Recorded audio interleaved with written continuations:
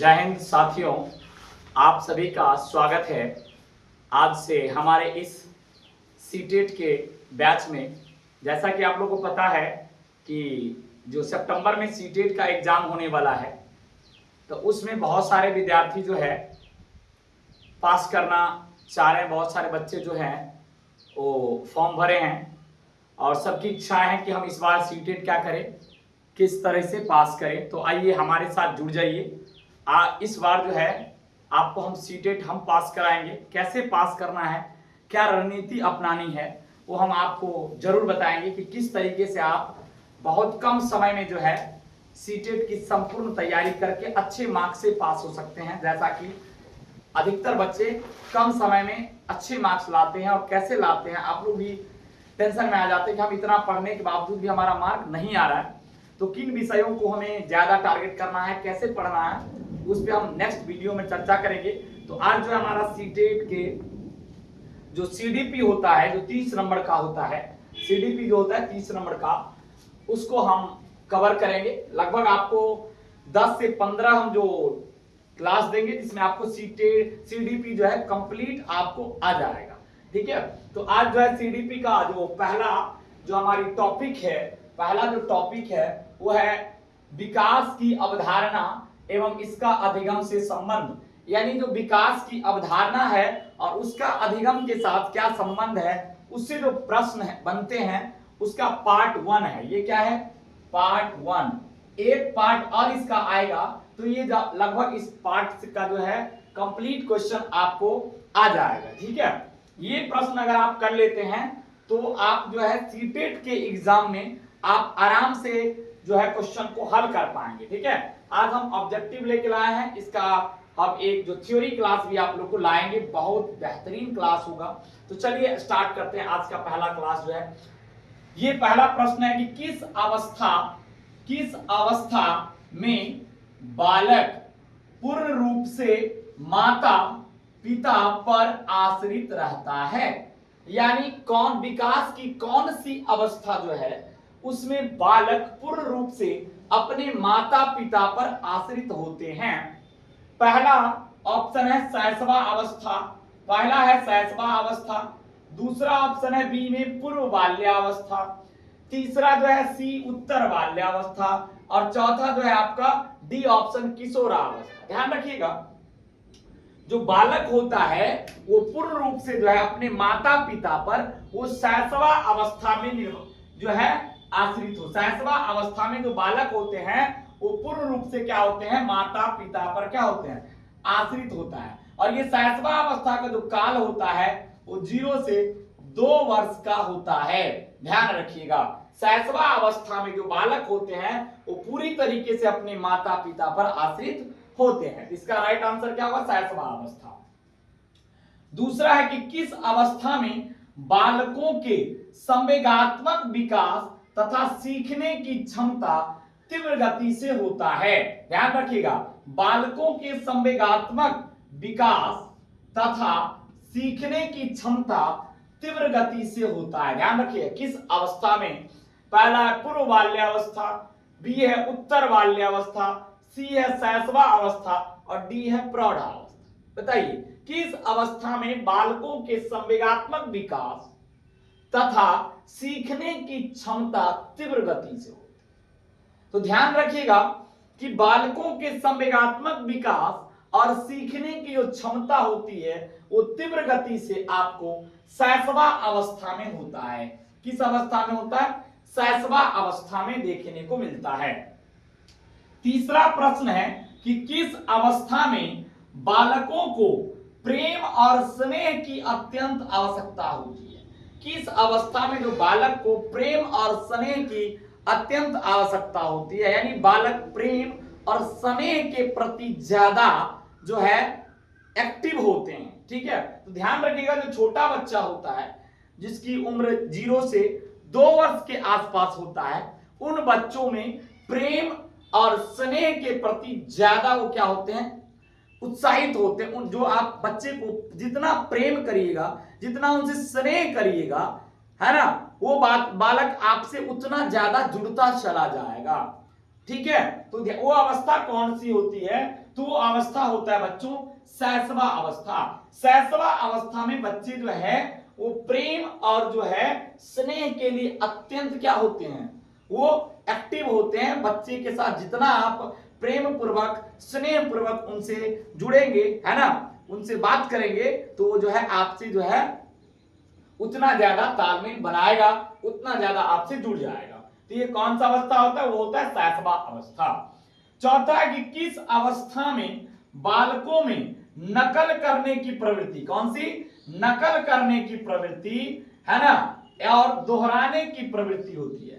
यानी किस अवस्था में बालक जो है वो नकल करना शुरू कर देते हैं, ठीक है, और आपकी बातों को दोहराने लगता है, ठीक है, किस अवस्था में। तो ध्यान रखिएगा, पहला ऑप्शन है शैशवा अवस्था, बी में है पूर्व बाल्यावस्था, सी में उत्तर बाल्यावस्था, डी में है किशोरावस्था। तो ध्यान रखिएगा, जो बालक होता है उसमें नकल करने की जो प्रवृत्ति और दोहराने की जो प्रवृत्ति होती है वो आपको पूर्व बाल्यावस्था में शुरू हो जाता है। पूर्व बाल्यावस्था में इस बालक को आप जैसे वो देखेगा, घर में जैसे लोग करेंगे देखिएगा, बालक जो है उसी तरह का एक्टिविटी करना शुरू कर देता है, ठीक है। और ये जो अवस्था होता है वो 2 से लेकर के आपको जो है 8 वर्ष की अवस्था होती है ना, 2 से लेकर के 8 वर्ष की अवस्था होती है पूर्व बाल्यावस्था। इसमें बालक जो है वो नकल करना और दोहराना शुरू कर देते हैं, ठीक है। अगला है कि मनोवैज्ञानिक के अनुसार किस अवस्था को भाषा सीखने की सर्वोत्तम अवस्था मानी जाती है। यानी कौन सी अवस्था मनोवैज्ञानिकों के अनुसार, मनोवैज्ञानिक ने किस अवस्था को भाषा अर्जन करने की, भाषा सीखने की सर्वोत्तम अवस्था कहा है। ऑप्शन में ए है शैशवा अवस्था, बी में है पूर्व बाल्यावस्था, सी में है उत्तर बाल्यावस्था और डी में है किशोरा अवस्था। तो ध्यान रखिएगा, मनोवैज्ञानिकों के अनुसार जो भाषा अर्जन करने की जो सबसे सर्वोत्तम अवस्था होता है वो होता है मेरे प्यारे बच्चों, वो होता है पूर्व बाल्यावस्था। पूर्व बाल्यावस्था में बच्चा जो है भाषा अर्जन के प्रति बहुत ज्यादा क्या होते हैं, एक्टिव होते हैं। उसको जिस भाषा में आप सिखाना चाहेंगे, जिस भाषा को ज्ञान देना चाहेंगे, उस भाषा को आप आसानी से सिखा, इसलिए उसको इस अवस्था में बालकों को उनकी मातृभाषा में जो है शिक्षा देने की क्या होती है, अत्यंत जो है आवश्यकता होती है। इसलिए ये जो पूर्व बाल्यावस्था में भाषा अर्जन करने की सर्वोत्तम जो है अवस्था मानी जाती है। छठा, मानव में परिवर्तन की श्रृंखला कहलाती है। मानव में जो परिवर्तन की श्रृंखला होती है वो क्या कहलाती है ना, जो परिवर्तन श्रृंखलाबद्ध तरीके से होता है उसको क्या बोलते हैं। ऑप्शन है वृद्धि, बी में है विकास, सी में है परिपक्वता और डी में सभी। तो ध्यान रखिएगा, जो है विकास जो है वो एक परिवर्तन वाली श्रृंखला है। विकास कैसी है, परिवर्तन की श्रृंखला को हम क्या बोलते हैं, विकास बोलते हैं, ठीक है, क्या बोलते हैं, विकास। ये श्रृंखलाबद्ध तरीके से होने वाला परिवर्तन होता है, ठीक है। अगला है कि व्यक्ति के जीवन में एक निश्चित समय में परिवर्तन को क्या कहते हैं।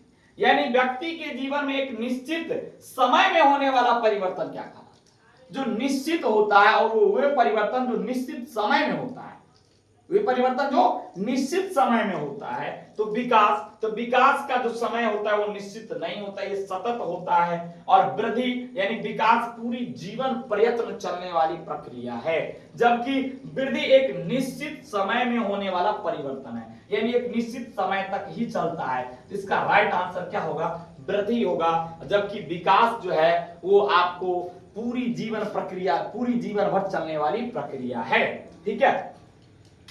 8वां प्रश्न आप देखेंगे कि विकास आंतरिक एवं बाह्य कारणों से व्यक्ति में परिवर्तन है। यानी विकास जो है वो आंतरिक और बाह्य कारणों से व्यक्तियों में होने वाला परिवर्तन है।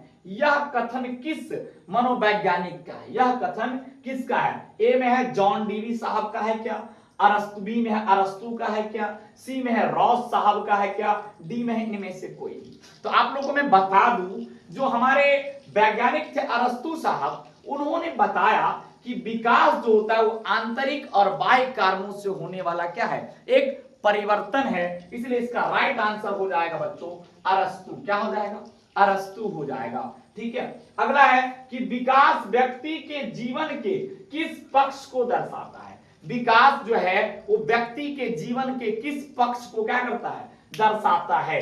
पहला है शारीरिक पक्ष को, दूसरा है कार्यात्मक पक्ष को, तीसरा है संरचनात्मक पक्ष को और चौथा है सभी। तो ध्यान रखिएगा विकास जो है वो शारीरिक, कार्यात्मक, संरचनात्मक ये सारे पक्ष को दर्शाता है। तो इसका राइट आंसर क्या हो जाएगा? डी हो जाएगा मेरे बच्चों। ठीक है, 10वां है कि बालक के विकास की प्रथम अवस्था कौन सी है? बालक के जो विकास की सबसे प्रथम अवस्था है वो कौन सी है? गुदीय अवस्था, बी में है मुखीय अवस्था, सी में है सुप्तता अवस्था और डी में है इनमें से कोई नहीं। तो ध्यान रखिएगा कि बालकों के विकास की सबसे प्रथम जो अवस्था होती है मेरे प्यारे बच्चों वो होता है मुखीय अवस्था। क्या होता है? मुखीय अवस्था, क्योंकि विकास जो है वो सिर से पैर की तरफ होता है, सिर से पैर की तरफ होता है। अगला है कौन सा विकास छोटे बच्चों में मानसिक एवं संज्ञानात्मक विकास में सर्वाधिक मददगार होता है?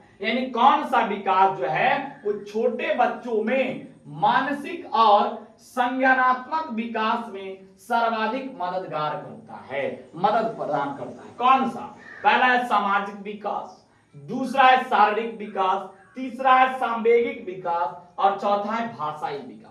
तो ध्यान रखिएगा कि बच्चों के मानसिक एवं संज्ञानात्मक विकास में सर्वाधिक जो रोल होता है वो होता है शारीरिक विकास का।